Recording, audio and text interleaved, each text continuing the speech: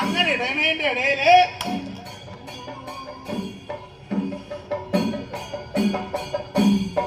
അത് തന്റെ പുത്രനല്ലേ, അവനൊരു പേരിടാൻ വേണ്ടിയിട്ട് സമാധിച്ചു. എന്താ വേണ്ടെന്ന് അറിയില്ല. അപ്പൊ എന്താ അടുക്കള ഭാഗത്തെന്ന് ആലോചിച്ചത്, എന്നാ നിന്റെ പേര് ചെരവ, നിന്റെ പേര് ആട്ടുകല്ല്. ഇങ്ങനെ പണ്ട് ഉണ്ണികളും സാവിത്രങ്ങളും അനവധിയായിരുന്നപ്പോ ഇഷ്ടം പോലെ പേരൊക്കെ ഇട്ടിട്ടുണ്ടായിരുന്നു. ഇന്ന് കാലൊക്കെ മാറി.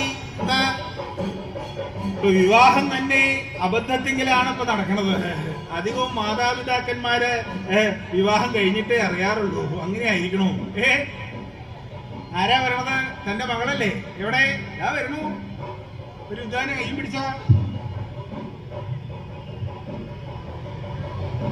ഇതിപ്പോ എന്തിനുള്ള പുറപ്പാടാണാവോ?